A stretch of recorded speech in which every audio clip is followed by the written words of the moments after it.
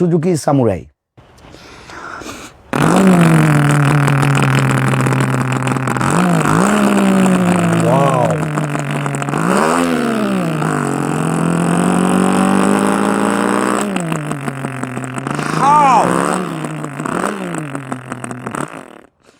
My goodness. পুলিশের সাথে সম্পর্ক, আপনি কি পলিটিক্স করতেন? না, কিছু করতাম না, কিন্তু ছোট থেকে আমি ডন। আমি যদি বলি যে ওখানে হবে না তাহলে থাকতে পারবে না, আমি যদি বলি থাকবে তাহলে থাকবে, কথা ক্লিয়ার। জঙ্গির লিস্ট আমার নাম আসছে, ভার্সিটিতে দীর্ঘদিন যায় নাই। জঙ্গি লিস্টের নাম? হ্যাঁ, মাঝখানে জঙ্গি তালিকা হয়েছিল। নগেনের মামার লো বাড়ি ঠেকির মুগুড়ে কচু বনে। আব্বা এক সপ্তাহ পর পর বাড়ি থেকে বের করে দিত। আচ্ছা, ওসি সাহেবকে ফোন দিলাম যে আমার শোতে যাওয়াই লাগবে। কিভাবে কেমনে কি করবেন আমি জানি না ভাই, নাহলে কিন্তু সেরা বাড়া করে ফেলবো। কাপড় নষ্ট করে ফেলছে হাসতে হাসতে, এটা একদম চোখের সামনে রেকর্ড আছে আমাদের। সিরিয়াসলি আমি আজকে বাংলাদেশের কোনো হয়তো লিডিং পজিশনেই থাকতাম। 2024 জুলাই জি কি করেছেন? ক্রস ফায়ার হবে ছেলেটাকে পাইলেই, ওকে নিয়ে এসে ক্যাবিনে রাখছি, তুই আমার ক্যাবিনে থাক। উন্মদ পবনে যমুনা তর্জিত ঘন ঘন গর্জিত মে হো, দমকত বিদ্যুৎ পথ তরু লুণ্ঠিত থর কম্পিত দেহ, ঘন ঘন রিমঝিম রিমঝিম রিমঝিম। আসসালামু আলাইকুম প্রিয় দর্শক এবং শ্রোতা, আল্লাহ সর্ব অবস্থায় আমাদের সবার মঙ্গল করুন, সেই প্রার্থনা, সেই দোয়া জানিয়ে, শুভকামনা জানিয়ে শুরু করছি লাইফের একটি এপিসোড। এবং যাকে আপনারা স্ক্রিনে দেখতে পাচ্ছেন তাকে সোশ্যাল মিডিয়ায় চেনে না এমন লোকের সংখ্যা পাওয়া খুব মুশকিল হবে। অদ্ভুত প্রতিভা আমার কাছে মনে হয়েছে। তো ফাইনালি আমাদের অনুষ্ঠানে যেটা হয়, যিনি অতিথি আসেন তিনি তার নামটা নিজের মুখেই বলেন, তো আমরা তার মুখেই তার নামটা একটু জিজ্ঞেস করি। কেমন আছেন ভাই আপনি, তার আগে বলেন। আসসালামু আলাইকুম রহমতুল্লাহ, সবাইকে শুভেচ্ছা অভিনন্দন। আলহামদুলিল্লাহ আমি ভালো আছি। প্রথম প্রশ্নটাই খুব ভয়ানক প্রশ্ন ছিল, কেমন আছেন? তো এটা ভয়ানক কেন, সবাই ইউজুয়ালি করে। এটার কারণ হচ্ছে এরকম হয়, একটা জায়গায় একটা কোশ্চেন যে কোটি টাকার প্রশ্ন, ঠিক আছে বলুন, 1 নম্বর প্রশ্ন আপনি কেমন আছেন, অপশন এ ভালো, অপশন বি খুব ভালো, অপশন সি মোটামুটি ভালো, অপশন ডি খারাপ। ওরা এখন বলছে আমাকে অডিয়েন্স সাপোর্ট দিতে হবে, কমন আসে নাই। হ্যাঁ, সো মোটামুটি ওনার পরিচয় আপনারা পেয়ে গিয়েছেন, তো নামটা একটু বলেন নিজের মুখে। আমার নাম তানভীর সরকার নামে চেনে, আর তানভীরুল হুদা। আচ্ছা, তানভীর সরকার। আপনার মুখে আপনার জীবন গল্পটা একটু শুনতে চাই। আমি যখন অনেক ছোটবেলার কথা আমার মনে আছে, অনেক ছোট কথা বলতে শিখছি মোটামুটি। আমার মনে আছে যে বিভিন্ন গ্রাম থেকে, পাশের গ্রাম থেকে বিকেলবেলা মহিলারা আসতো দল বেঁধে। আচ্ছা, 5 জন 7 জন, কারো হাতে আমার জন্য খাবার থাকতো, নিয়ে এসে আমাদের বাসায় এসে আমাকে নিয়ে বসতো এবং বলতো, বাবু একটু ওই মুরগের মতো একটু শোনাও তো। আমি তখন ছোট্ট, বুঝতেন না যে আসলে কি হচ্ছে। না, তখন আমি ওই রকমই করতাম, আমার এইটুকু মনে পড়ে। তো তারা ওই আমার জন্য খাবার দাবার নিয়ে আসতো, এগুলা দিয়ে আবার চলে যেত। প্রায় প্রত্যেকদিন বিকেলবেলা আসতো, দেখে যাইতো আমার আশেপাশে। আমি তো গ্রামে বড় হয়েছি, আমার নানির বাড়িতে।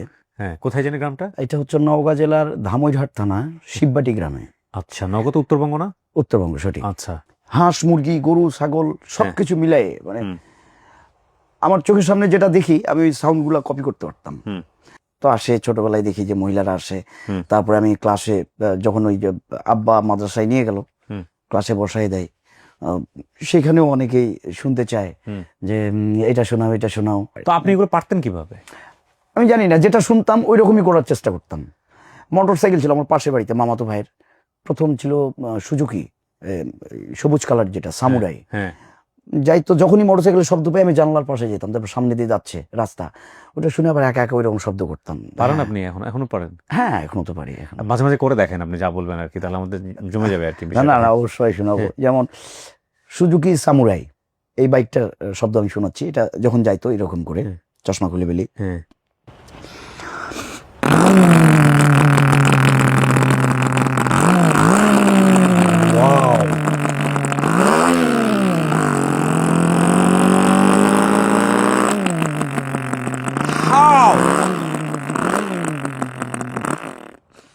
মাই গুডনেস, ইউ আর জিনিয়াস, একদম হুবহু। তো কিছুদিন পর উনি বাইক চেঞ্জ করলেন, আমার বড় ভাই, মামাতো ভাই আর কি, CDI 800 নিছে, তখন সাদা কালার। তো এখন ওইটাও যায়, আমি আবার মানে যখনই বাইকের, উনি তো টিচার ছিলেন, সকালবেলা যাই আবার সন্ধ্যার আগে আগে আসে।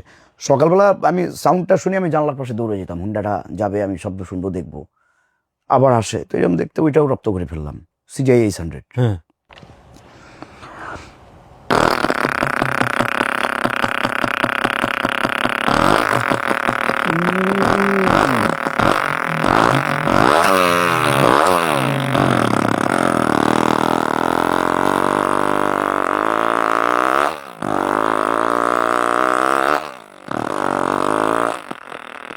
মাই গুডনেস, এগুলো আপনি ন্যাচারালি আসতো আপনার মধ্যে? একদম ন্যাচারালি আসতো।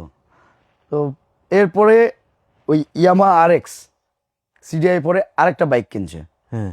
আমি ওইটাকেও ঠিক সেম ওইভাবে আর কি মানে কপি করে যখন শুনি যে এটা আসছে, আবার ওই ওই সাউন্ড আমি কপি করা শুরু করলাম। আচ্ছা। তারপরে আমি বাইরে যাতায়াত করতে হয় যখন, এই যে শহরে যাই, আমাদের বাসা তো জয়পুরহাটে। তো আব্বার চাকরি সুবাদে আমরা ধামরাটে থাকি, 2 ঈদে যাওয়া লাগতো। তো যাওয়ার সময় উঠতাম টেম্পুতে চড়ে যাইতাম। হ্যাঁ। এই টেম্পুর আওয়াজটা শুনে ওটাকেও আমি রপ্ত করে ফেলি। আচ্ছা। আমি আবার ওই চেষ্টা করতাম, একা একা খেলতে খেলতে আমি এগুলো আগে করতাম, যেটা শুনছি আজকে ওইটাকে যে কোনোভাবে করতেই হবে। হ্যাঁ। পুকুর পাড়ে ঝোপ ছিল, মানে একাই বসে থাকি যতক্ষণ হয় নাই, আমি কিন্তু ছোট তখন, কিন্তু আমার একটা টার্গেট ছিল, এই আওয়াজটা আমার মুখ দিয়ে বের করতেই হবে, কেন হবে না, চলে আসতো। এবং ওই আশেপাশের লোকজন শোনার জন্য একটু খাবার টাবার নিয়ে আসতো যে খাও। পরে যখন জানতে পারতো, তখন ওই যে বিভিন্ন গ্রাম থেকে মহিলারা আসতো, পাশের গ্রামগুলা থেকে, আচ্ছা। যে যাই দেখে আসি। সবাই তো চেনে আমাদের পরিবার, সম্মানী পরিবার। আপনার বাবা কি করতেন? আমার আব্বা উনি ছিলেন আরবি প্রভাষক। আরবি প্রভাষক? হ্যাঁ, কামিল মাদ্রাসার। এই 25 সালের জানুয়ারিতে রিটায়ার করেছেন। আচ্ছা। এবং উনি খুব নামি দামি একজন অ্যারাবিক লিটারেচারের শিক্ষক, ভালো একজন আলেম, সবাই চিনতো আশেপাশে? সবাই চিনতো। আমার নানা খুব নাম করা মানুষ ছিলেন পুরা এলাকার। আচ্ছা। সেই সুবাদে আমাদের পরিবারের একটা নাম আছে আর কি। আচ্ছা। আর ছোটবেলা থেকে সবাই বলে যে খুব ট্যালেন্ট, মুসা হুজুর বলে জানে সবাই আব্বাকে। আচ্ছা। মুসা হুজুর ছিল খুব ট্যালেন্ট, আমি জানতাম না আসলে কি ট্যালেন্ট, আমি এখনো বুঝি না আসলে কেন বলতো। Very god gifted. তো ওই আসতো। আবার দেখা যাচ্ছে যে আব্বার কাছে অনেক লোকজন আসে, অনেক আলেম ওলামা আসলে আমাকে খালি ডাকে, তখনই আমি বুঝি যে এই তো এখন যাই কোরআন তেলাওয়াত করতে লাগাই দিবে এখন নিয়ে যায় লোকজন আসলে, অথবা বলবে একটা শোনাও কিছু, আমি ভয়ে ভয়ে পালাই থাকতাম আর কি। তারপরেও এইভাবে করতে করতে ক্লাস 5-6-এ যখন উঠি। 5-6 মানে আপনি জেনারেল লাইনে পড়াশোনা করছেন? না, মাদ্রাসাতে। বাবা নিয়ে গেছে মাদ্রাসা? একদম। আচ্ছা। আমার যখন মানে মাদ্রাসায় যাওয়াটাও হয়েছে আমার বয়সের আগেই, কথা বলা শিখছি আমি একটু আগে, মোটামুটি যখন সব কথায় পরিপক্ক, তো বাসায় না রেখে আব্বা মাদ্রাসাতে নিয়ে যায়, ক্লাস 1-এ বসায় রাখছে। আচ্ছা। এবার ক্লাস 1 থেকে পরীক্ষা দিয়ে ক্লাস 2-তে উঠছে, রোল নাম্বার 1 হয়েছে। এখন কি করার, চলছেই। ক্লাস 10 পর্যন্ত ফার্স্ট বয় ছিলাম। আমি যখন ক্লাস 5-এ বৃত্তি দিতে যাই, তো বসে থাকলে ওই আমি পাইতাম না আর কি লেখা, ওকে দাঁড়ায় থাকে লিখতাম আর কি। তো উপজেলা শিক্ষা অফিস থেকে অথবা তখন এসিল্যান্ড মহোদয় অথবা ইউনো মহোদয়, তানবীর পিচ্ছি পরীক্ষা দিচ্ছে, পরীক্ষা দেখতে যাব, আমার লেখা দেখতে যেত। আমি লেখা মানে আমার ছোট থেকেই মানে টাইপ করার মতো চেষ্টা করতাম, যে বইয়ের মতো আমার লেখা থাকতে হবে হাতের। He is a born artist. বুঝছেন, ওর ব্রেনটা আল্লাহ কোনো না কোনোভাবে টিউন করে দিয়েছে। এবং একটা জিনিস বলি আপনাদেরকে, এটা আপনি সিমিলার জিনিস খুঁজে পাবেন। কিছু কিছু ছেলে মেয়ে থাকবেন যে ক্লাসে খুব দুর্দান্ত আর্ট করে, কারো কাছ থেকে শিখিনি। এমন আমি আমার মামাকেই দেখেছি, অসম্ভব সুন্দর ক্যালিগ্রাফি করতো, অ্যারাবিক ক্যালিগ্রাফি, মাদ্রাসা লাইনে পড়াশোনা করেছে এবং জীবনও কারো কাছ থেকে শিখিনি, অসম্ভব সুন্দর আর্ট করে। তো এরকম কিছু কিছু মানুষ থাকেন, দেখবেন যে কারো কাছে কোনোদিন শেখে নাই কিন্তু খুব সুন্দর গান গায়, পুরো ভারত মহামদেশে চেনেন, এক নামে চিনবেন সবাইকে, হেমন্ত মুখোপাধ্যায়ের কিন্তু কোনো ইয়ে ছিল না, ওস্তাদ নেই। এবং নট বাংলাদেশে একজন আরেকজন আছে যাকে সবাই এক নামে চিনে, আমি যদি ভুল না বলে থাকি, তিনি হচ্ছেন আমাদের আসিফ ভাই। আসিফ ভাইয়েরও কিন্তু কোনো ওস্তাদ নাই। আসিফের গান শোনে না এরকম কে আছে বাংলাদেশে, যদি গান শুনে থাকে? তো এগুলো হচ্ছে, এদেরকে বলা হয় বর্ন আর্টিস্ট। জন্মগতভাবে এরা শিল্পী হয়ে দুনিয়াতে আসে। আর আমরা যারা এই আমজনতা হয়ে আসি, তাদের মধ্যে আল্লাহ প্রতিভা দিয়েছেন ডেফিনেটলি, কিন্তু আমাদেরটা খুঁজে খুঁজে বের করতে হয় যে আমরা কোনটাতে ভালো। হ্যাঁ, ও জন্ম হওয়ার সঙ্গে সঙ্গেই মোটামুটি বুঝে গেছে যে আসলে সবকিছুতেই ভালো, যেটাই করতে চাচ্ছে। শিখাইছিল কেউ হাতে লেখা? না, কেউ শেখায়নি আমাকে, একা একা। মানে আমি যেটা দেখতাম, মানে একটা লেখা সুন্দর দেখছি ছোট থেকে, এটা খুব সুন্দর লাগলো, আমাকে এটা করতে হবে। মানে আমি যেটা দেখতাম, যতক্ষণ ওইটা আমি করতে পারিনি ততক্ষণ আমার অন্য কোনো কাজ নাই আমার, মানে এরকম একটা টার্গেট ছিল। ওকে। আর ইংলিশ, বাংলা, আর আরবি, 3টা লেখায় আমার খুব টার্গেট ছিল। আরবি লেখা বিশেষ করে দেখি এত সুন্দর লাগে দেখতে, আমি কেন পারবো না। তো একটা পর্যায়ে আমার সবচাইতে বেশি দক্ষতা আরবি লেখার উপরে আসছে আর কি, সবচেয়ে বেশি সুন্দর। কোরআন যেটা মুখস্থ করে সেটা হেফজখানা বা হেফজখানা। কওমি লাইন। আমি আলিয়াতে, আচ্ছা, আলিয়াতে পড়েছেন। ফাজিল পর্যন্ত যে সিলেবাসগুলো আছে ক্লাস 8-এ থাকতে আমার সব সিলেবাস পড়ানো শেষ হয়ে গেছে। এবার এগুলো পড়ানো শেষ করে সিলেবাসের যেটা আছে এটা তো শেষ, এখন কি হবে? আমি তখন ভাবি সিলেবাস তো সব শেষ, তাহলে তো সামনে আর আমার পড়াশোনা করতে হবে না, ইন্টারমিডিয়েট আছে, এসএসসি আছে, এখন খালি ঘুরে বেড়াম। আরে বাপ, সিলেবাস শেষ, এখন অন্য বই, হাদিস বা তাফসির, বড় কিতাব যেগুলা মানে মাস্টার্স কামিল শেষ করে একটা পর্যায়ে মানে প্রাপ্তবয়স্ক হওয়ার পরে যখন মানুষ পড়া শুরু করে, ওকে, এগুলো পড়তে হবে। মানে তখন চিন্তা করতাম কবে বড় হবো, আর কবে যন্ত্রণা থেকে বেরায় যাবো জীবন। ইন্টারেস্টিং গল্প আছে, এটা ক্লাস 8-এর ঘটনা। আমার বৃত্তির গাইডটা পুরো মুখস্থ করা হয়েছে, এবার ক্লাস 9-এর খালিগুলো বই নিয়ে এসে দিয়েছে, এগুলো পড়তে হবে, মুখস্থ করতে হবে। আমি এখন চিন্তা করতেছি কিভাবে রেস্ট করা যায় 2 থেকে 3টা দিন অন্তত পক্ষে। এত তো পড়া যাবে না। একদিন রাতের বেলা হুট করে শুরু করে দিলাম, দিয়ে চোখ মুখ সবাই আছে, কি হলো? তো সম্ভবত উপসর্গ জিন টিন কিছু হয়েছে অথবা সমস্যা হয়েছে, 7 দিন রেস্ট। তো মনে মনে বলতেছি এমন একটা ভেলকি দিলাম, সবাই দেখতে আসছে, গ্রামের তানভীর অসুস্থ, জিন ধরছে, আসলে কিচ্ছু না। 7টা দিন রেস্ট পাইছিলাম আমি জীবনে। 7 দিন শেষ, একটু সুস্থ, আবার চাপ। তারপরে আপনার ভাই বোনের কেউ আছে? আমার ভাই বোন, আমার ছোট বোন ছিল 2005 সালের 31শে জুলাই ও আমার নানির বাড়িতেই পানিতে পড়ে চলে যায়, আল্লাহ নিয়ে নিছে। তবে কত বছর বয়সে? ও ক্লাস 5-এ পড়তো তখন। ওহো, সাঁতার জানতো না? না, আমিও সাঁতার জানি না, কারণ এখনো না? গ্রামে বড় হয়ে সাঁতার জানেন না? গ্রামে বড় হয়ে পুকুরের ধারে পাশে কখনো যাইতে দেয় নাই, আর আমি পুকুরে নামতেও পারি না, ওই পুকুরে পা দিতেই পারি না। মানে ওয়াটার ফোবিয়া আছে? হ্যাঁ, ওই পা দিলে পানির নিচে ওই যে মাটিতে যখন পা পড়ে কিছু, তখন মানে শরীর শিরশির করে ওঠে, মানে থাকতে পারি না। আর পানিতে নামতে দেয়নি কখনো ছোটবেলায়। আচ্ছা, বাড়ির সামনেই পুকুর ছিল, এই জন্য পুকুরের ধারে পাশেও কখনো যাইতে দিত না। ওভার বেশি সতর্কর কারণে এই সমস্যাটা হয়েছে। আমার ছোট বোন যাওয়ার পরে আমি একা। এক ভাই এক বোন আপনারা? এক ভাই এক বোন ছিলাম, তারপরে আমি একাই। একা মানে একাই? হ্যাঁ, একাই। মা কেমন করতো আদর শাসন? আমি তো আদরেই বড় হয়েছি, বাপ মা সবার, এবং সবাই ছোটবেলাতে শুধু আদরই পাইছি। আর শাসন বলতে দুষ্টামি যখন করতাম, একাডেমিতে হোক বা যেখানে হোক, আমি প্রচুর দুষ্টু, এখনো দুষ্টু। তবে সমাজের যেটা খারাপ, যে অসঙ্গতিক যে জিনিসগুলো, যেমন ধরেন না, ওর দুষ্টুমি ক্রিয়েটিভ দুষ্টুমি, হ্যাঁ, ওই যে ভ্যালু আছে দুষ্টুমি, মাদক বা আদার্স এই জিনিসগুলো, এটা থেকে মুক্ত আলহামদুলিল্লাহ। কিন্তু হেভি দুষ্টু। তো কোনো দুষ্টামি করলে বলতো না ও এটা করবি, তানভীর এটা করবি, কারণ ও ঠিক আছে, মাপ পাইতাম আর কি। ওকে। ক্লাস 10 পর্যন্ত আমি ওখানে পড়াশোনা করার পরে তারা চিন্তা করলেন যে আমাকে আরো ভালো মাদ্রাসায় পড়াশোনা করতে হবে। তখন আমাকে আবার জামিয়া কাসেমিয়াতে ভর্তি করানো হলো, নরসিংদীতে। আমি সেখানে ভর্তি হলাম এবং 2007-এ এখান থেকে দাখিল মানে এসএসসি কমপ্লিট করলাম। তারপরে আমি আবার ভর্তি হই তামিরুল মিল্লাতে। আচ্ছা, তামিরুল মিল্লাত অনেক প্রমিনেন্ট একটা মাদ্রাসা। জি, হ্যাঁ। তো সেখানে আলিম, এইখান থেকে এর মাঝখানে কি আপনি গান টান গাওয়ার নিজে নিজের মতো করে? আর এর মধ্যে পড়াশোনা যখন হচ্ছে, আমি যখন এলাকাতেই, যখন আমি ক্লাস 8-এ উঠে যাই, তখন থেকে আমি একদম প্রফেশনালি মঞ্চে। সেটা কিভাবে, জাতীয় শিক্ষা সপ্তাহ হইতো তখন, এবং শিক্ষা সপ্তাহ শেষে ওই কালচারাল প্রোগ্রাম কিন্তু থাকেই, উপজেলাতে আগে হইতো পরিষদে। তো ওই শিল্পকলা একাডেমি এবং বিভিন্ন যে শিল্পী সংগঠন, শিল্পী গোষ্ঠী, তো আমরা তো যেহেতু মাদ্রাসার ছাত্র, আমাদের ইসলামিক সংগঠন ছিল, থিয়েটার, সঙ্গীত, কৌতুক সবকিছু আমাদের দলীয় পরিবেশনা। তো আমরা ওইখানে পারফর্ম করলাম। দেন আমি ওইখানে মিমিক্রি, এই যে শব্দগুলা, এটা মানে চূড়ান্ত আকারে মার্কেট পেয়ে গেল। কি পারতেন আপনি ওই সময় পর্যন্ত? আমি অনেকগুলো আওয়াজ, যে বিড়াল, মুরগি, তারপরে হচ্ছে কুকুর, তারপর বাইক, বিভিন্ন ইঞ্জিন, তারপরে বিভিন্ন মানুষের যারা বিখ্যাত ব্যক্তি, তাদের ভয়েস কপি করা। ওকে, ফাইন। তাছাড়া কৌতুক অভিনয় তো করতামই। তখন আমি রেডিও শুনতাম রেগুলার, আর রেডিও তেহরানের নিউজ শুনতাম, এবং আমি ওই আমার কবিতা লিখতাম, তখন আমি লিখে পাঠাইতাম, এবং রেডিও তেহরানে তখন বলতো যে তানভীরুল হুদা ধামইরহাট নওগাঁ থেকে পাঠিয়েছে কবিতা। তো আমার এইগুলো আর কি টান ছিল তখন থেকে। হ্যাঁ, আব্বা তেহরানের খবর শুনতে, তারপরে বিবিসি লন্ডন রেডিওতে। আচ্ছা, তো তখন চিন্তা ছিল, আচ্ছা রেডিওতে গান হয়, আচ্ছা রেডিওতে কি আমাকে কখনো শোনা যাবে না?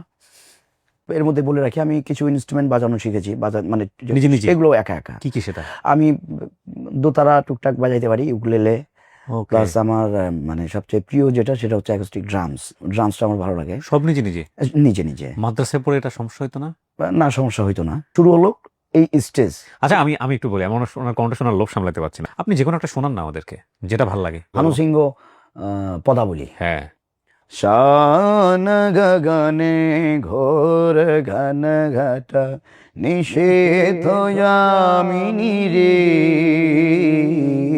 সাবন গগনে ঘোর ঘন ঘটা কুঞ্জ পথে সখী कैसे যাব, কুঞ্জ পথে সখী कैसे যাব, অবলা কামিনী রে, সাবন গগনে ঘোর ঘন ঘটা, সাবন গগনে ঘোর ঘন ঘটা, उन्मद पवने यमुना तर्जित घन घन गर्जित में हो, दाम कत विद्युत पथ तरु लुंठित थर कंपित देह, घन घन रिम झिम रिम झिम बरसत नीरद पुंजो, शाल पियाले ताल तमाले निबिरति निरामय कुंज, करे सजनी ये दुर्योगे कुंजे निरदय काना, दारुण बांशी काहे बजायत, दारुण बांशी काहे बजायत, सकरुण राधाना मोते मोहाले बेश बना दे, शीथी लगा दे भाले, उरोही बिलुंठित नलुचिकुर मम बाधो चंपक माले, गहनारायण में न जाओ भाला, नलु किशोर को पाशो, गरजे घन घन बहु डर पाव, कहे भानु तब दासो, शान गगने घोर घन घटा, सावन गगने घोर घन घटा, निषेध यामिनी रे, सावन गगने ঘোর ঘন ঘটা। ভানু সিংয়ের পদাবলী তো আপনার ভালো লাগার কথা না, মানে আপনি যেই ট্র্যাকে আছেন আর যেই লাইনে আপনি যেসব জিনিস শিখছেন, প্রথমত রবীন্দ্রনাথের গানে যাওয়া পর্যন্ত ঠিক আছে, কিন্তু রবীন্দ্রনাথের ভানু সিংয়ের পদাবলী পর্যন্ত আপনি চলে গেলেন কেন? মানে এটা কি মিউজিকটা আপনাকে টাচ করেছিল? আমার এই যে পদাবলীটাই টাচ করেছিল, কারণ ভাষাটা অন্য, ব্রজবুলি ভাষা। হ্যাঁ। আর এটা ওই শাওনের যে ব্যাপারটা, হ্যাঁ, মানে শ্রাবণে খুব প্রচুর বৃষ্টি এই যে হচ্ছে, পরিবেশটা, পরিবেশটা এটাকে যে তুলে ধরেছে, আমি এটা সচরাচর কোন বয়সে আপনার ভালো লাগছে? এটা আমি সম্ভবত এটা কত সালে 2010-11 দিকে আমি এটা তখন থেকে এটা আপনি শুনতেন রবীন্দ্রনাথের গান ওই সময়? শুনতাম, সব শুনতাম না, কিছু কিছু। হ্যাঁ। তার মধ্যে এই গানটা যখন আমি শুনি, প্রথম দিন যেদিন শুনি সেদিনই আমার ভালো লাগে। ওকে। আমি এটা সম্ভবত FM বা কোথায় মনে পড়ছে না। হ্যাঁ। তারপর এটা খুঁজে খুঁজে খুঁজে খুঁজে বের করে আমি খুব অপেক্ষায় ছিলাম যে কোথায় পাবো। আমার ফ্রেন্ড বললো গানটা হচ্ছে, তো ব্লুটুথ মোবাইল, মানে ছোট মোবাইল, ওটা রেকর্ড করলেন? আমি রেকর্ড করলাম। ওর টেস্টের ডেপথ আছে, মানে এই গানটা যখন শুনি, এটা আমার খুব অনেক সময়ের খুবই পছন্দের একটা গান, আমি বহুবার রেডিওতে বাজিয়েছি। নট অনলি দ্যাট, ও যখন এটা করতে চাইলো তখন আমি বুঝলাম যে ওর আসলে টেস্টের ডেপথ আছে। সো জি, আমরা অংশগ্রহণ করলাম, আমার পারফরমেন্স প্লাস আবার সঙ্গীত করছি, আবার নাটকে অভিনয় করছি একই দিনে। অভিনয় ঢুকে গেছেন এর মধ্যে। হ্যাঁ, এরপর থেকে শুরু হয়ে গেল উপজেলাতে, ওই পরিষদে কোনো ফাংশন হয়েছে মানে তানভীরকে লাগবে, ইয়ন মহোদয় সরাসরি গাড়ি পাঠাই দিতেন, আমাকে খুব স্নেহ করতেন। ঢাকায় আসার পরে একদম একটা জাতীয় মানের সংগঠন, সেখানে অ্যাড হয়ে গেলাম আবার। কোনটা সেটা? সাইমুম। সাইমুমে অ্যাড হলাম। এবার সাইমুমে আসা মানে সাইমুম তো হলো ন্যাশনাল প্লাস ইন্টারন্যাশনাল একটা সংগঠন, ইসলামিক সংগঠন। একটা পরিসর বেড়ে গেল, থিয়েটারে কাজ করি বড় বড়, মানে তখনও বাইরের শোগুলা করি নাই। তারপরে ইন্টারমিডিয়েট শেষ করার পরে আমি রাজশাহী বিশ্ববিদ্যালয়ে চান্স পেলাম আরবি সাহিত্য। আরবি সাহিত্য নিয়ে পড়লেন, আগে থেকে টার্গেট ছিল? না, আগে থেকে টার্গেট ছিল নাট্যকলায়। আচ্ছা। আমি আরবি ডিপার্টমেন্টে আমার আব্বার ছাত্র এবং আমার বড় ভাই, আমাদের বাড়িতেই আব্বা তাকে সন্তানের মতো করেই মানুষ করেছেন, পড়াশোনা শিখাইছেন, আমাকে যেভাবে শিখাইছে ঠিক সেভাবে। তবে আব্বার একটা আফসোস যে তার জীবনে হাতে করা 4জন আছে স্টুডেন্ট, 4জনই gold medalist, BCS cadre first class first, মানে সব কিছু বিসিএস সেখানেও মানে গোল্ড মেডেলিস্ট, বিশ্ববিদ্যালয়ের অধ্যাপক। কিন্তু আব্বার আফসোস যে আমি তার ছেলে তাদের মতো হইতে পারলাম না, তার ছাত্ররা যেটা তাকে দিয়েছে। তো আমার বড় ভাই তিনি আরবি ডিপার্টমেন্টে, আরবিক ডিপার্টমেন্ট তিনি অধ্যাপক। তো আব্বা বলে দিছে ও যেন নাট্যকলায় চান্স না পায়, মানে ভর্তি হইতে না পারে। ও, বড় ভাই মানে কি আপন, মানে সম্পর্কে বড় ভাই আর কি? হ্যাঁ, সম্পর্কে বড় ভাই। আব্বা তাকে মানে আব্বার হাতের যে নোটগুলো উনি সেগুলো এখনো ভার্সিটিতে লেকচার করেন, আমার বাপের দেওয়া সেই আরবি সেকেন্ড পার্টের আর কি, গ্রামার। এবার আমি নাট্যকলা ডিপার্টমেন্টে ভাইভা, নাট্যকলার ভাইভা কিন্তু সো টাফ। নাট্যকলার ভাইভা টিকা মানে বিসিএস এর ভাইভা সেম। আমার মনে হয় বিসিএস এর থেকে নাট্যকলাটা একটু কঠিন বেশি। রাজশাহীতে? যে কোনো, আপনি কোথায় দিয়েছেন ভাই? রাজশাহীতে। যে কোনো ইউনিভার্সিটির নাট্যকলা ডিপার্টমেন্টে যদি কেউ ইন্টারভিউ করে তাহলে শিওর থাকতে হবে বিসিএস তার কাছে কিছুই না। যেমন বিসিএস অনেক হার্ড কোশ্চেন করা হয়, কিন্তু বলা হয় না তুমি ব্যাং হও ইনস্ট্যান্ট 1 সেকেন্ডের মধ্যে। এমনও হয় ম্যাডামকে কিস করো, একটু যদি হেজিটেটেড করি তাহলে আউট। ইনস্ট্যান্ট আমি গেছি কিস করতে, ম্যাডামকে ফুল দিয়ে কাছাকাছি গেছি, ওকে ওকে ওকে। কিন্তু এর মধ্যে দেখে নেই যে আসলে আমার মধ্যে কিছু জেস্টার ঠিক আছে কিনা। হ্যাঁ হ্যাঁ। So you face that kind of interview? আমি এখানে একদম পাক্কা, মানে আমি সব কিছু, আমার কি কোনো কিছু আটকাইতে পারতেছি না। স্যার বলছে তুমি আমাদেরকে একটা ইসলামী সঙ্গীত শোনাও, শুনাইলাম। তুমি আজান শোনাও, তো আজান শুনাইলাম। তুমি একটা তেলাওয়াত শোনাও, তেলাওয়াত শুনালাম। তুমি সব কিছু করছো। আচ্ছা, তুমি কি নাট্যমকে ভালোবাসো? জি স্যার। নাট্যমের সব সিদ্ধান্ত তুমি মেনে নিতে প্রস্তুত? জি স্যার। নাট্যমের সিদ্ধান্ত তোমাকে আরবিক লিটারেচারে ভর্তি হতে হবে। নাট্যমের সিদ্ধান্ত আরবি সাহিত্যে ভর্তি হতে হবে। কফি ছিল মুখে, খুব জোরে হাসলে সমস্যা হতো ক্যামেরা। তো শিবসে জি স্যার। তারপরে নাট্যম তোমার জন্য খোলা, নাট্যম তোমার, হ্যাঁ তুমি সবসময় আসবা, কিন্তু সিদ্ধান্ত তোমাকে আরবি সাহিত্যে ভর্তি হইতে হবে। এই কাজটা করছে আপনার বাপে? এখন বাপে বলে দিছে বড় ভাইকে, তার ছাত্রকে, নাট্যম, নাট্যকলা আর আরবি সাহিত্য একদম একই সুতোই গাথা, খুব ভালো সম্পর্ক দুটার এই ডিপার্টমেন্টের। তো আরবি সাহিত্যে ভর্তি হয়ে গেলাম। ওকে, আরবিতে ভর্তি হলাম। কিন্তু ওই সময় বিশ্ববিদ্যালয়ের পরিবেশটা এমন ছিল। কত সালে এটা? এটা 2010-11 এই সময়। ওকে, আসলে ডিপার্টমেন্টটা মানেই মার্কা মারা, আরবি ডিপার্টমেন্ট এটাই একটা অপরাধ, এরকম একটা ব্যাপার ছিল রাজশাহীতে। রাজশাহীতে। এখন মজার ব্যাপার হলো, রাজশাহী বিশ্ববিদ্যালয়ের যে একটা চত্বর আছে, এটা তো সবাই জানে ইবলিস চত্বর। এখন আমি আরবি ডিপার্টমেন্টের ছাত্র, কিন্তু সন্ধ্যার পরে ঠিক ইবলিস চত্বরে গিয়ে আমি বসি এখন। তো এটার কাহিনী কি আসলে ইবলিস চত্বরের? ওটা হয় কি, মানে আমাদের ওই অঞ্চলটা রাজশাহী, চাঁপাইনবাবগঞ্জ বা নওগাঁর কিছু সাইড আছে, এখানকার মানুষগুলা মানে খুব কট্টরপন্থী ধার্মিক। আচ্ছা। এখন এর মাঝে তারা যদি একটু অসঙ্গতিপূর্ণ কোনো চলাফেরা বা কিছু থাকে, তাহলে বলে এটা সরাসরি শয়তান। নাট্যকলা ডিপার্টমেন্ট রাজশাহী বিশ্ববিদ্যালয়, এটা মিউজিক প্লাস সঙ্গীত ডিপার্টমেন্ট আরও যারা আছে, তো এখানে সন্ধ্যার পরে ছেলে মেয়েরা ওই বড় মাঠ, ওই মাঠে আড্ডা দেয়, গল্প করে, মানে স্মোক করা, মানে যেটা হয় আর কি। আবার গান বাজনা করতেছে ওই জায়গায়, ওই ঢোল টোল দিয়ে। তখন সচরাচর রাজশাহী বিশ্ববিদ্যালয় তো একটা মানে আগে থেকে আমরা জানি ইসলামিক পরিবেশে ওটা তৈরি, তো সেই জায়গায় ওইখানে গান বাজনা করে, তার মানে ওটা ইবলিস চত্বর, মানে সবাই নাম দিয়ে দিয়েছে ইবলিস চত্বর। হ্যাঁ, বা ওই জায়গাটা আর কি আসলে। কিন্তু আপনি পড়ে যাইতেন রেগুলার ওখানে? হ্যাঁ, কারণ আমাদের তো টার্গেটটা হলো থিয়েটার বা তাছাড়াও আমাদের সাংগঠনিক একটা ব্যাপার ছিল, যেটা আমরা থিয়েটার করতাম, ইসলামিক থিয়েটার, বাট আমরা বামদের সাথে মিশতাম বিশেষ করে। কারণ থিয়েটার বা এই জিনিসটা জেনুইন যে শিক্ষাটা, এটা ওখান থেকে পাওয়া যায়। এখন আমাদের তো শিখতে হবে। আমরা যেই ডানপন্থী থিয়েটার করছি, কারণ আমরা তো আর ইচ্ছা মতো একটা বানাই দিতে পারলাম না, আমাদেরকে তো গ্রামারটা ফলো করতে হবে। তো এই গ্রামারটা মূলত পাইতে হলে ওই দিক থেকেই দিতে হবে। আমরা মিশতাম, চেষ্টা করতাম এবং আমরা কালেক্ট করতাম, শিখতাম আর অ্যাপ্লাই করি আমাদের মাঝে। আচ্ছা, এইভাবে খুব বেশি ক্লাস করা হয় নাই বিশ্ববিদ্যালয়ে। আমি মানে পড়াশোনা শেষ করি নাই ওখান থেকে। বাড়ি থেকে বের হয়েছি তখন তো আমি বাঁধন মুক্ত হয়ে গেছি, যে বাড়িতে আর চাপ নাই, বাইরে হোস্টেলে পড়তেছি, পড়াশোনা তো সব মুখস্থই, আর নতুন করে কি পড়বো, শুধু ঘুরেই বেড়াচ্ছি।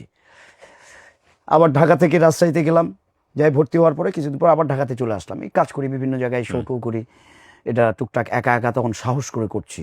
মানে বড় ভাইদের যে একটা শৃঙ্খলার মধ্যে ছিলাম, তাদেরকে ফাঁকি দিয়ে আমি একা একা স্টেজ করছি এখন।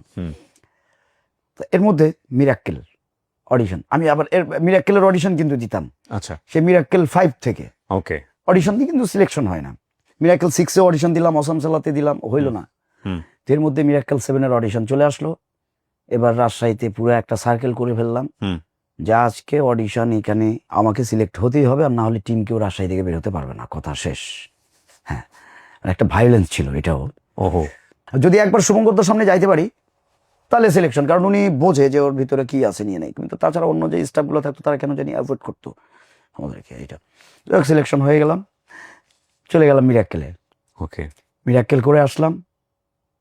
তারপর থেকে একদম মানে আমি প্রফেশনালি স্টেজ করি। তার আগেও করতাম, মোটামুটি 2-3 বছর আমি একবারে জায়গা তৈরি করে ফেলছি। কিন্তু কমেডিয়ান যে ব্যাপারটা নিজের মধ্যে আনা, এটা কি আগে থেকেই ছিল? আগে থেকে আমি ওই যে মঞ্চ নাটক বা টিমে যখন কাজ করতাম, আমি কমেডি অভিনয়টা বেশি বেশি করতাম। আচ্ছা, নাটকে প্লাস কৌতুক, দলীয় কৌতুক যেগুলো ছিল, তারপরে একক কৌতুক, আমার এইরকম রেকর্ডও আছে।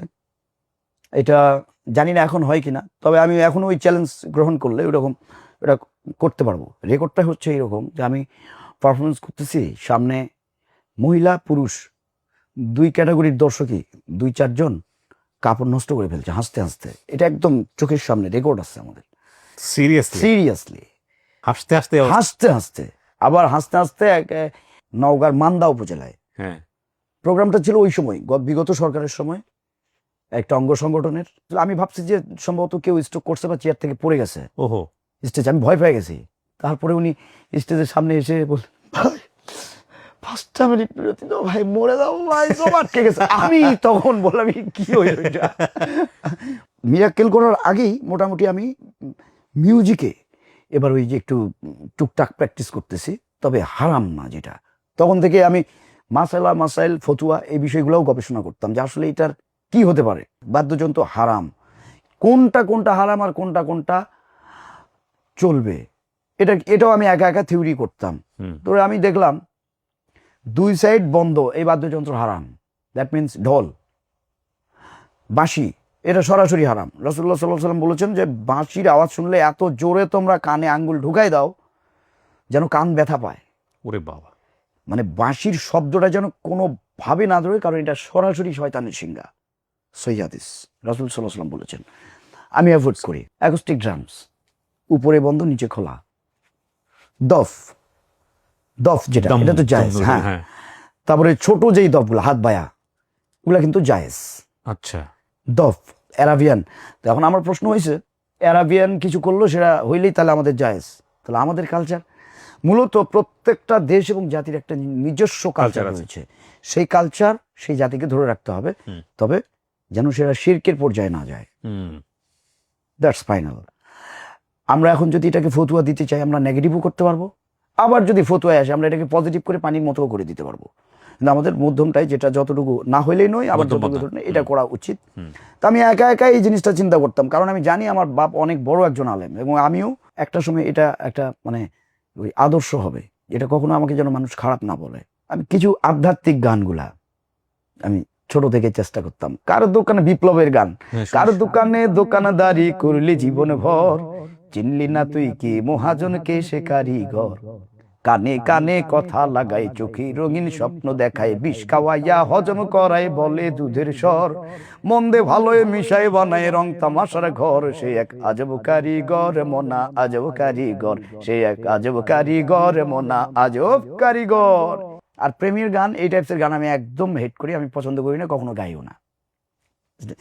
তো এইটা দিয়ে আমি শুরু করলাম যে আমাকে মিউজিকের প্যাটার্নটা বুঝতে হবে, এটার সাথে আমাকে যাইতে হবে। তো আমি যে এলাকাতেই যাইতাম ওই এলাকার মানুষ আমাকে মনে রাখতে হবে। এই টাইপসের আমার কিছু পারফরমেন্স আছে, যেটা আমি স্টেজে মানে মানে আমি এন্ট্রিটাতেই একরকম, স্টেজ থেকে হারাই যায় আরেকভাবে। টোটালি একটা মানুষ একটা আকর্ষণ পায়। আমি এই অডিয়েন্স তৈরি করে ফেলছি। একটা পর্যায়ে আমার পড়াশোনা এখন কি হলো, আমি তো ভার্সিটিতে আর যাই নাই। তো আমার আম্মু আম্মু আমি সবার কাছে দোয়া চাই। আমি আবার মানে আমার মায়ের বিষয়ে আসলে কি বলবো, ইমোশনাল হয়ে যান। আল্লাহ যেন তাকে জান্নাতুল ফেরদাউসের মাকাম দেন। বেঁচে নাই। আমার আম্মু 2024 সালের আগস্টের 10 তারিখে ইন্তেকাল করেছেন শহীদ জিয়াউর রহমান মেডিকেলে। আমি জুন জুলাই আগস্ট এই আগস্টের 10 তারিখ পর্যন্ত জিয়া মেডিকেলেই ছিলাম। আমার পড়াশোনা বা এই বিষয়গুলো আমার মাই পুরাটাই ইন্সপায়ার। আম্মু আমাকে হুদাই লোকজন ডেকে নিয়ে আসে, তার বান্ধবী নিয়ে আসে, বলে আসো এই একটু শোনাও তো, গানটা শোনাও। আবার আম্মু খুব ভালো কণ্ঠনী শিল্পী, অনেক পুরস্কার আছে তার ছাত্র জীবনে ওই সময়। এবং আমার উপজেলায় সর্বপ্রথম ফাজিল পাস মহিলা, প্রথম আমার আম্মু মাদ্রাসা থেকে ফাজিল পাস করছেন উনি। কোনো একটা সঙ্গীত তার পছন্দ হইলে আমাকে তাড়াতাড়ি বাসায় ডাকে, কোথায়, বাসায় আসো তো। আসলাম, আসে কি বলে, ও মালিক তুমি জান্নাতে একটা ঘর বানিয়ে দিও, আমাকে একটু শেখাও বাবা। কি বলছে আপনার আম্মু? মালিক তুমি জান্নাতে তোমার পাশে আমায় একটি ঘর বানিয়ে দিও। আমি আবার এইভাবে বলতাম, আম্মু আবার চেষ্টা করে। এবং প্রথম কোরআন তেলাওয়াত যে সুর, আউযু বিল্লাহি মিনাশ শাইতানির রাজিম, এটা আমার মায়ের কাছ থেকে শেখা।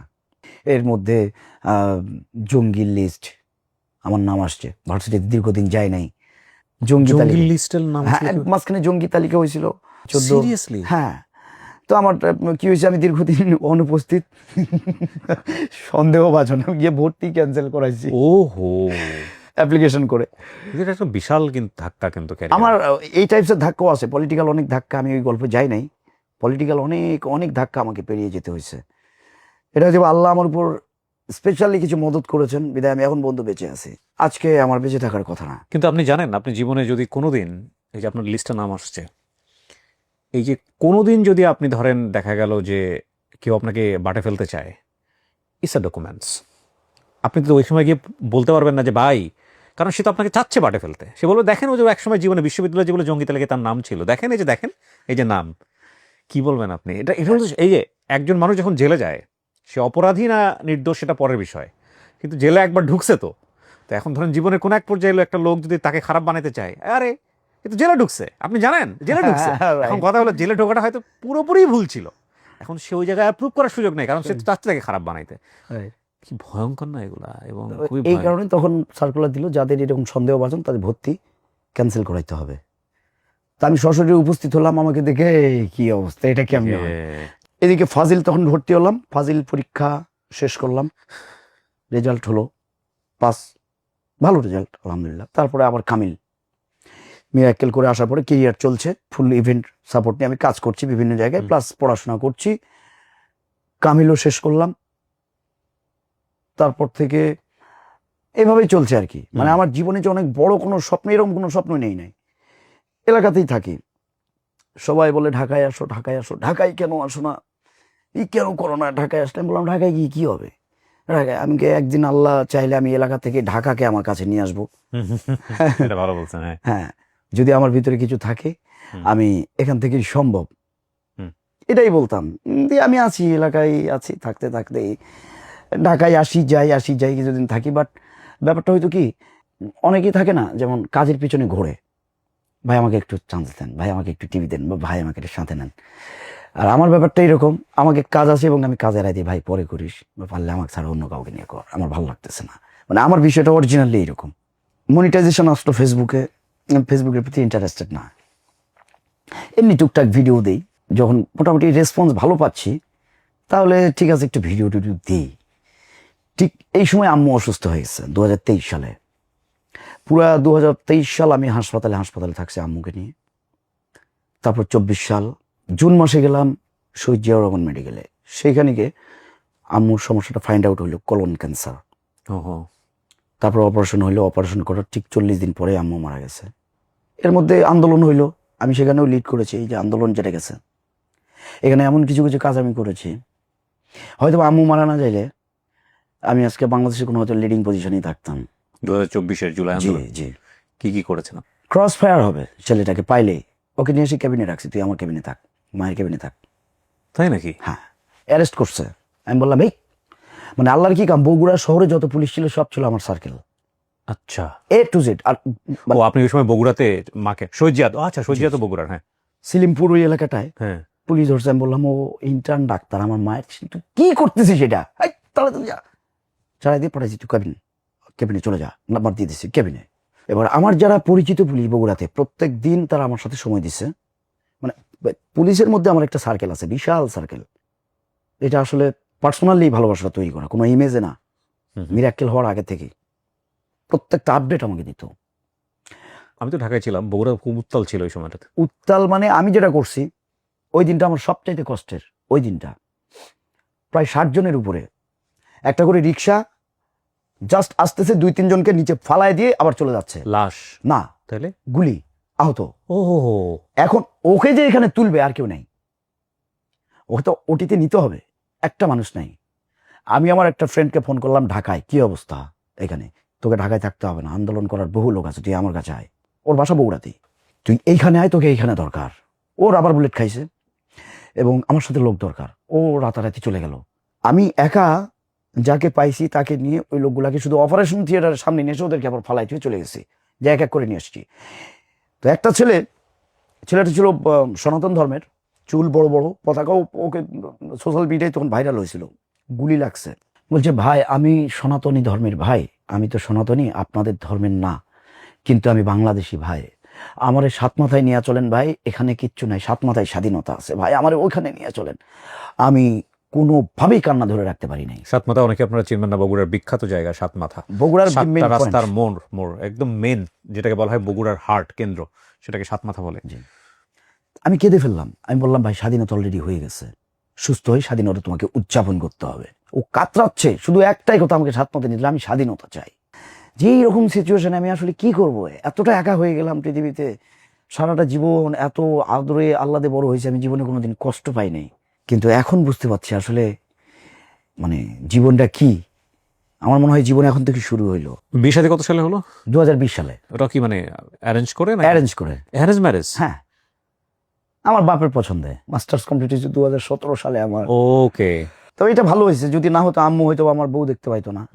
আম্মুর খুব ইচ্ছা, ওই অসুস্থ শরীরে থাকতো যে বাচ্চা নাতি খাওয়াবে, কত কি তার স্বপ্ন, কিন্তু আল্লাহ কয়েকটা দিনের ডিফারেন্স, আল্লাহ তাকে নিয়ে নিল। সবাই বলে যে আমার মায়ের দেখাটা হলো না, তারপরেও হয়তো বা তার মন মতো ছেলের বউ নিয়ে আসছে, তাদের পছন্দ এবং ভালো, আলহামদুলিল্লাহ সংসার জীবন ভালো চলতেছে। হ্যাঁ খুব ভালো। ছেলে মেয়ে কয়জন আপনার? আমার ছেলে একটা। আচ্ছা, বয়স কত? 19 মাস মাত্র? মাত্র। আচ্ছা। বাট ও আমার চাইতে 4 গুণ অ্যাডভান্স। ও ওয়াও। ও এখন থেকেই মুখ দিয়ে হুন্ডা স্টার্ট দেয়। ও মিনি হোন্ডা। আমি ওর সামনে যা করি হ্যাঁ, ও ঠিক সেটাই করে, এই জন্য খুব সাবধানে ওর সামনে চলতে হয়। ওকে, এটা কিন্তু খুব ইম্পর্টেন্ট। বাপকে তো দেখবে সোশ্যাল মিডিয়াতে, বাপ কি করছে এই বয়সে। একদম। আপনার প্রফেশন কি আপনার এটাই হয়ে গেল, স্ট্যান্ড আপ কমেডি বা স্ট্যান্ড আপ কমেডি? তো এটা তো আমার মানে সোশ্যাল মিডিয়ার প্রফেশন, তাই স্ট্যান্ড আপ কমেডি হিসাবে 2013 সাল থেকে ধরে নিয়ে ক্যারিয়ার নিয়ে কাজ করছি। এর মধ্যে হুট করে সবকিছু থেকে আমি আলাদা হয়ে গেলাম কিছুদিনের জন্য, খুব বেশি দিন না। আমি একটা ফ্রাস্ট্রেশনে, আম্মু মারা যাওয়ার পরে আবার নানি, বাচ্চা কাচ্চা, সংসারে চাপে, এর মধ্যেই মনে হলো ফেসবুকে একদিন একটা ভিডিও দিলাম হুট করে, কচু বনে হেগে গেল কালো কুকুরে, কচু বনে হেগে গেল কালো কুকুরে, নগেনের মামার লো বাড়ি ঢেকির মুগুরে, কচু বনে হেগে গেল কালো কুকুরে। ভিডিওটা খুব খুব খাইলো। তার আগেও আমার ভিডিও ভালো গেছে, কিন্তু এটা মানে খুব, তখন আমার মানে একটু ভালো লাগলো দেখে যে বাহ, কাজ হচ্ছে তো। রেগুলার ভিডিও এমনি একটু দিতে থাকলাম, বাসায় থাকি বাট সময় পাইলে একটু ভিডিও দেই। ওই মোটামুটি একটু জিনিসটা থেকে বেরিয়ে আসতেছি, শোক বা এই ভেতরের খারাপ লাগাটা। কিভাবে আমরা অনেক মানুষের কাছে থাকলে, সামনে থাকলে কিন্তু কষ্ট চাপা থাকে না, কমে যায়। যে আমার কোনো আত্মীয় স্বজন মারা গেছে, সে খুব কষ্ট পাইছে, কিন্তু অনেকগুলো মানুষ আসছে জানা যায়, মোটামুটি সে লাঘব। কিন্তু কেউ যদি না আসে, কলিজা ফেটে মারা যাবে। তো তো এমন একটা সিচুয়েশন, আমি কারোর সাথে কানেক্টেড হতে পারছি না, কাউকে ভালো লাগছে না, কিন্তু সোশ্যাল মিডিয়ায় দেখতেছি আর লক্ষ লক্ষ মানুষ দেখছে, মানে কানেক্টেড। একটু মাথাটা পাতলা হইতে শুরু করলো, দেন আমি কন্টেন্ট রেগুলার দেওয়া শুরু করলাম যেটুকু সময় পাই। মানে এর পিছনেই দিয়ে সময় দিচ্ছি তা না, আমাকে ওই বাড়িতে ফ্যামিলি এটা সেটাই সময় দিতে হচ্ছে। এর মধ্যে 5 মিনিট সময় পাইছি আজকে, 5 মিনিটের মধ্যে একটা ভিডিও বানাই ছেড়ে দিলাম, জাস্ট ইনস্ট্যান্ট মাথায় আসে? ইনস্ট্যান্ট। এটা আগে থেকে প্ল্যান করা লাগে না আমার, যে ভিডিও আজকে তো দেওয়া হয়নি, তাহলে মোবাইলটা নিলাম, বাস মাথায় চলে আসলো, নক দিছে, আমি ইনস্ট্যান্ট বলতেছি, শুট নিয়ে দেখলাম যে হ্যাঁ ঠিক আছে, পাবলিশ। হ্যাঁ পাবলিশ করে দিলাম। এখন বলে যে ভাইরাল, আমি জানি না আসলে ভাইরাল হয়েছি নাকি তা জানি না, পপুলারিটি কতদূর, কারণ আমি ভিডিও দেওয়ার শুরু থেকে এই পর্যন্ত, হ্যাঁ। এই যে আপনার এখানে যে আজকে আসছি, হ্যাঁ। এই বিগত এই কয়েক বছরের মধ্যে আমি বাড়ি থেকে বেরোইনি, শুধু ভিডিও দিয়ে আর বাড়িতেই তো থাকি, বাইরে কি হচ্ছে এটা তো আমি বুঝতে পারি না। আচ্ছা। এই কক্সবাজার গেছি, গিয়ে দেখি যে না, মানে রানিং এ মানুষ চিনতে পারতেছে, তখন বুঝলাম ও তার মানে ভিডিও দেখে। এটা তো আপনার এখানে আসলাম আজকেই আপনি ফার্স্ট। গ্লাসগুলো কালেক্ট করেন কোত্থেকে? এটা এসব মার্কা মারা গ্লাস আপনি কই পান? আমি এমন একটা মানে পদ্ধতি আবিষ্কার করি, যেটা মাঝে মধ্যে গ্লাসের দোকানদারও কনফিউজড হয়ে যায়। এটা সানগ্লাস, এটা কিন্তু ও আচ্ছা, আমি গ্লাস চেঞ্জ হ্যাঁ, করছি। আমি দেখি যে সানগ্লাস কোনটা ভালো হচ্ছে আমার, সানগ্লাসটা নিয়ে আমি ওটা চেঞ্জ করে সাদা গ্লাস লাগাই নি, পাওয়ার ইউজ করি না আমি এখন, মানে আচ্ছা। পাওয়ার লাগে কিন্তু ইউজ করি না, ওকে মানে চেষ্টা করছি অ্যাভয়েড করে থাকার। ওকে, এটা কি দূরের না কাছে? এটা দূরের। ওকে, প্রফেশনটা কি এটাই হয়ে গেল? প্রফেশনটা এখন এখন পর্যন্ত এইটাই, এটা করে রুটি রুজিতে চলে, সংসার চলে? রুটি রুজিতে চলে, কারণ আমি শো করি, পেমেন্ট অবশ্য খারাপ নেই না আচ্ছা। আগের থেকে। হ্যাঁ। এখন দেখা যাচ্ছে যে আজকেই যে আপনার ইন্টারভিউতে আসছি, হ্যাঁ। এটা টেলিকাস্ট হওয়ার পরে অবশ্যই আমি পেমেন্ট আরো বাড়াই দিব। আর ভাগটা কিছু দিয়ে দিন হ্যাঁ, আমার পার্সেন্টেজ। অবশ্যই। ব্র্যান্ড ভ্যালু বেড়ে গেছে, এই অঙ্গে আসছি কি বিয়ার অনুষ্ঠানে আসছি, সো ব্র্যান্ড ভ্যালু বেড়ে গেছে আলহামদুলিল্লাহ।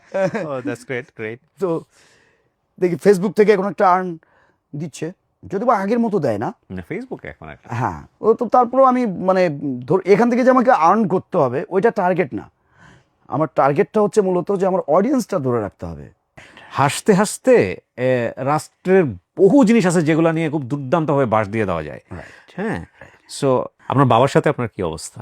রাগারাগি করে না যে তুমি কেন এই লাইনে আসছো? একটা সময় আমাকে আব্বা 1 সপ্তাহ পর পর বাড়ি থেকে বের করে দিত, আচ্ছা। মিরাক্কেল করার আগে, যে কোথাও গেছি মিউজিকে কাজ করে আসছি। তো সেটা হয়েছে কিভাবে, আমি লুকায় গেছি মিথ্যা কথা বলে, অথবা প্রাচীর টপকে গেছি আব্বা ঘুমানোর পরে, অথবা থানা থেকে পুলিশ ডাকছি, আব্বা তালা মারে ইয়া করে রাখছে, একটা বই দিয়ে তালা মেরে রাখছে আমার রুমে। ওসি সাহেবকে ফোন দিলাম যে আমার শোতে যাওয়াই লাগবে, কিভাবে কেমনে কি করবেন আমি জানি না ভাই, নাহলে কিন্তু সেরা বাড়া করে ফেলবো। ওকে দাঁড়া দেখতেছি, দাওগা আসে, কনস্টেবল নিয়ে ওসি সাহেব পাঠাইছে, তানবীরকে একটু দরকার ডাকছে। মানে পুলিশ আপনাকে কেন হেল্প করে? পুলিশের সাথে এই সম্পর্ক, আপনি কি পলিটিক্স করতেন? না কিছু করতাম না, কিন্তু ছোট থেকে আমি ডন, ওই পলিটিক্যাল নেতারাও সব ওই মানে আমার এলাকায় আর কি। আচ্ছা। আমি যদি বলি যে ওখানে হবে না তাহলে থাকতে পারবে না, আমি যদি বলি থাকবে তাহলে থাকবে, কথা ক্লিয়ার। মানে আপনার এই কমিউনিকেশনটা ছিল সবার সঙ্গে? আছে, পোলাপান আপনার সঙ্গে কথা কথা শুনতো, মানে শুনে? শুনতো, শোনে, এখনো শোনে, এবং নেতারাও কথা শুনে, এমপিরাও কথা শুনে, আলহামদুলিল্লাহ। ওকে, দ্যাটস ফাইন। কোনো কিছু দরকার টরকার লাগলে বলেন আমাকে, এখন আমি বললেও শুনবো। মানে তাকে মানে শোনে, মানে আমি যে বলছি ভালো আছেন না খারাপ আছেন এটা শোনে। মানে ওসি আমাকে খুব স্নেহ করতেন, কারণ ওই যে দুষ্টু পুংটা যেটা বলে, দুষ্টু মানে আমার এই ক্যাটাগরি দুষ্ট পোলাপান সবাই পছন্দ করে, কারণ আমি তো মানে যেটা খারাপ অসঙ্গতিপূর্ণ ওই টাইপের দুষ্ট না। বললাম, আসলো, আব্বা বুঝে যায় যে এই তো কাহিনী এটা ঘুরে গেছে, বলো ঠিক আছে নিয়ে যাচ্ছ, যাও তোমরা, আবার সময় মতো দিয়ে যাও। ঠিক আছে, পার হয়ে যায়, আমি চলে গেলাম শোতে। রাত্রে 3টার সময় আবার ওই পুলিশ এসে, চাচা ওই যে তানবীরকে দিয়ে গেলাম। আব্বা তো জানে, ঠিক আছে, আমি বুঝি থানায় ছিলাম। 1 সপ্তাহ পরে কেউ না কেউ বলো, হুজুর আপনার ছেলে তো অমুক জায়গার সেদিন খুব গান করে আসছে। আব্বা এশার নামাজের পর বাসায় আসলো, বাসায় এসে বলে এই বাড়ির থেকে বাড়া। আর আমি খালি এটার অপেক্ষায় থাকি কখন বলবে বাড়ির থেকে বাড়া, মানে বাড়ির থেকে বাড়াইলে আমি মুক্ত ডানা, মানে খুব। আচ্ছা, বাইরে হয়ে গেলাম, পাশের বাসায় আমার নানির বাড়ি, মানে আম্মুর খালা, ওইখানে যে উঠছি, আর বাড়িতে পারবে অন্তপক্ষে একটা রাত তো থাকতে হবে। সকালবেলায় আম্মু আসে, হাজিরায় তোর আব্বা ডাকতেছে পড়তে বসবে, আমি তাহলে লাভ কি হলো, বাড়ি থেকে বের করে দিয়ে। এরকম হইতো। মিরাক্কেলের চান্স পাইলাম, টাকা নাই, পুলিশ, বন্ধু বান্ধব, রাজনৈতিক যে যে অবস্থায় আছে সবাই সবার জায়গা থেকে টাকা তুলে পাসপোর্ট ভিসা আচ্ছা। যখন আমি মিরাক্কেলে একটা ভালো পারফর্ম করলাম, কয়েকটা পারফর্ম করছি, বাট রেকর্ড ব্রেক করা। তারপর আবার যখন চলে আসলাম, মানুষের যে চতুর্দিকে একটা উৎসাহ, যেমন বিশ্বকাপ খেলা এখন যেভাবে দেখছে, আমার প্রত্যেকটা এপিসোডে পুরো ওই এলাকাগুলা এরকম প্রজেক্টর নিয়ে আসে, মানে একটা ব্যাপক উৎসাহ উদ্দীপনা। ওকে। আর মোবাইলে মেমোরি কার্ড ছিল, এত নাকি ব্যবসা করছে মেমোরি। পরের দিন আজকে এপিসোড টেলিকাস্ট হয়েছে, কালকে 100-150 জন সিরিয়াল ধরে দাঁড়ায় আছে, মেমোরি কার্ডে এখন ওইটা উঠাই নিবে কম্পিউটার দোকানে। বাবা। মানে আর ছোট বাচ্চারা বিশেষ করে আমার ভক্ত বেশি। আচ্ছা। তো এই চার্মটা পাইলাম, আমাদের পুলিশ সুপার সংবর্ধনা দিল, এবং এই সংবর্ধনা হয়ে গেল ইতিহাস। আমার কাছে এখনো ভিডিও ফুটেজটা আছে, এখনো ফেসবুকেই দেওয়া আছে, যে নওগাঁ থেকে জয়পুরহাটের আমাদের ওই ধামরাটের উপর দিয়ে যাইতে হয়, বাস বাইপাস রোড দিয়ে যাইতে হয়েছে, রোড দিয়ে যেতে পারে। এত মানুষ কোথা থেকে এসছে এটা আমি আজও বুঝতে পারি না। তো আব্বা তখন থেকে আর কিছু বলে না। আল্লাহ একটা ক্ষমতা দিয়ে পাঠাইছে, আল্লাহ কিন্তু এটার হিসাব নেবে। আমার মনে পড়লো, এটা কামিল পরীক্ষা যখন দিই, তখন আমার ভাইবা বোর্ডে কয়েকজন আলেম ছিলেন। আর যখনই আমার ভাইবা হয়েছে সারা জীবনে, উন্নত সবার তো একটা থাকে যে এটা তুমি শিখো, এটা বলবে, তুমি বলে যাও। কিন্তু আমার সময় সবাই অফিসে ঢুকে যাইতো, আমার সামনে খানিকগুলা কিতাব, ওনাদের সামনে খানিকগুলা কিতাব। এবার আমাকে প্রশ্ন করা হচ্ছে, যতক্ষণ ঠেকাইতে পারে নাই ততক্ষণ চলবেই। তো আমাকে বলছে যে আপনি কি করবেন এই প্রফেশনালি, আপনি যে কৌতুক করেন। আমি বললাম আমি বাদ দিয়ে দিব। আমরা কেন বাদ দিবেন?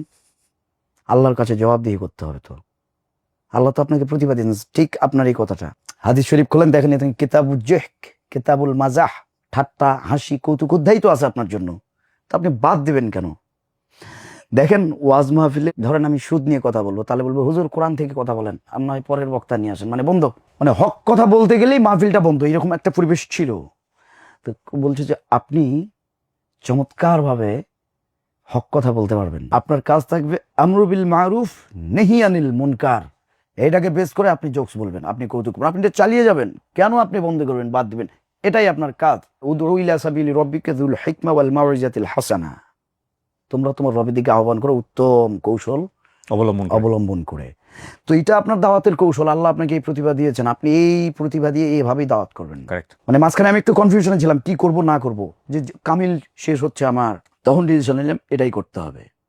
এখন অনেকেই প্রশ্ন করে আমি মিউজিক করি, কিন্তু হ্যাঁ, আমি এখন পর্যন্ত ওই টাইপসের গান করি নাই যে গানের কোনো অর্থ নাই স্টেজে। তা আমি যেটা করি, আমার যে কোনো একটা স্টেজের মূল টার্গেট থেকে মানুষদেরকে কিছু কথা বলা, এবং এই মানুষগুলোকে যদি আমি আমার কথাটা শোনাইতে যাই, তাহলে ওদের ব্রেন হ্যাক করতে হবে আমাকে অ্যাট ফার্স্ট, যারা আমি যেদিকে নাড়াচ্ছি সেটাই যেন তারা শোনে, এবং আমি যা বলবো সেটাই যেন ওদের কাছে অমৃত সুধা মনে হয়, অমিয় বাণী মনে হয়। তাহলে আমাকে কিছু কারিশমা করতে হবে। আমি স্টেজে ইন্ট্রো দিয়ে একটা মানে অন্য ধাঁচে, অনেক বড় আর্টিস্ট আছে যাদের ধারে পাশেও আমি না, বাট আমি স্টেজে উঠবো। এখন তানভীর সরকার আসছে, তানভীর সরকার যে ইন্ট্রো দিছে ওইখানে মানুষজন শেষ, কি আছে ওটা অলরেডি ভুলে গেছে। আমি এমন একটা ধারা এটা দেখাই, দেন কিছুক্ষণ পারফরমেন্স করলাম, এর মধ্যে আমি বলে ফেলি কথাগুলা, যে আমাদের কি কি করতে হবে, বিশেষ করে ইয়াং জেনারেশন যারা এখানে আসছে, যে আমি গান করছি, আমি এটার মাধ্যমে জীবিকা নির্বাহ করি, এটা আমার রিজিকের মাধ্যম, তাই বলে কি আমার ধর্ম নাই? তাই বলে কি আমাকে নামাজ পড়তে হবে না? তাই বলে কি আমার স্রষ্টার ইবাদত আমাকে করতে হবে না? ইফটিজিং, একটা মেয়েকে দেখলে আমি ব্যাকটোন করলাম, অথবা আমি মানুষের আমি উপকার করছি, তো উপকার করে সুদ খাইতে হবে কেন, যেটা আমার ইমানের উপর হার্মফুল। নিজের আপন মায়ের সাথে 41 বার জেনা করা, 1 টাকা সুদ খাওয়া, এটা কোন ধরনের উপকার? এটা ছাড়া কি উপকার করা যায় না? মেন কথা হচ্ছে আমাদের সামাজিক, জাতীয়, রাষ্ট্রীয় যেই সমস্যাগুলো, এই সমস্যাগুলো আমি তুলে ধরি, আবার যেটা ভালো দিকগুলো সেটা প্রচার করি, এবং রিলিজিয়নাল বিষয়গুলো আমি মানুষকে করি। আমাদের আজকের এই এপিসোডটা আপনারা যদি একটা লাইফ স্টোরি হিসেবে চিন্তা করেন, এটা লাইফ স্টোরি। যদি মনে করেন যে আমরা 2 ভাই মিলে গল্প করেছি, দ্যাটস পারফেক্টলি রাইট। এবং যদি মনে করেন যে আপনারা যাকে চেনেন যেইভাবে সেই চেনার জায়গাটা থেকে আপনারা কিছু শুধুমাত্র এন্টারটেনমেন্ট পারপাস থেকে এই অনুষ্ঠানটা দেখেছেন, কে কিভাবে দেখবেন না দেখবেন অপশন আপনাদের হাতে, বাট ইটস আ কমপ্লিট একটা, আমি বলবো একটা গুড টাইমিং ছিল আমার ওনার সঙ্গে। এবং তানভীর ভাইয়ের জন্য অনেক অনেক শুভকামনা থাকবে, যে অনেক দূর থেকে আপনি কষ্ট করে আমার জন্য আসছেন। আমার দর্শকরা আপনাকে অনেক পছন্দ করবে, এটাই আমি চাই, এবং অনেক ভালো থাকেন, এই দোয়া থাকলো। জি, দোয়া করবেন। আর সেই সাথে আপনার যারা দর্শক, তাদের সামনে আমি আসতে পারার এটাও একটা আমার কাছে অনেক ভালো লাগার একটা ব্যাপার। আর আমি নিজেই বিশেষ করে আপনার একজন ভক্ত, আলহামদুলিল্লাহ। যার কারণে আপনার এই প্রোগ্রামটাতে আসা আমার একটা ভালোবাসার টানে আলহামদুলিল্লাহ। সত্যিকার অর্থে। তাছাড়া হয়তো আমি জানি না আমি আসতে পারতাম কিনা। আরো বসবো আমরা ডেফিনেটলি। প্রিয় দর্শক এবং শ্রোতা, এই ছিল আমাদের আজকের আয়োজন। যারা তখন আমাদের সঙ্গে ছিলেন তাদেরকেও আমরা শেষ বেলাতে একটা কথা বলতে চাই। আজকের এই পুরো অনুষ্ঠান জুড়ে যে জিনিসটাকে আমরা ট্রিক করবার চেষ্টা করেছি, পৃথিবীতে আল্লাহ প্রত্যেকটা মানুষকে ইউনিক করে তৈরি করেছেন। আপনি দেখবেন যে আপনার যে ফিঙ্গারপ্রিন্ট, এই ফিঙ্গারপ্রিন্টের সাথে পৃথিবীর কারো ফিঙ্গারপ্রিন্টের মিল নাই। It's very interesting. এবং প্রত্যেকটা মানুষকে আল্লাহ কোনো না কোনো প্রতিভা দিয়ে দুনিয়াতে পাঠিয়েছেন। আপনি ফাইন্ড আউট করুন আপনার মধ্যে কোনটা ইউনিক, যেটা শুধু আপনিই পারেন এবং যেটাতে আপনি মাস্টার। এটা ফাইন্ড আউট করার একটাই মাত্র ওয়ে, সেটা হচ্ছে আপনি আসলে কি করতে ভালোবাসেন। আপনার ভেতর থেকে কোনটা আসে, যেটাতে আসলে কাউকে শিখিয়ে দেওয়ার প্রয়োজন হয় না। মনে হয় যে না, এটা তো আমার জায়গা, এটা তো আমি পারি, এইটাই আমার জায়গা, সেটাই আপনি। সেটা যদি সমাজের জন্য কল্যাণকর হয়, মঙ্গলজনক হয়, ওটাতে সময় দিন। এবং ওটার মধ্য দিয়েই আল্লাহর সেবা করা যায়, ওটার মধ্যে দিয়েই আপনি ধর্মের সেবা করতে পারবেন। শুধু একটু জাস্ট টিউন করতে হবে এবং সেটা সম্ভব। ভালো থাকুন, আজকের মতো এই পর্যন্তই। সালামু আলাইকুম।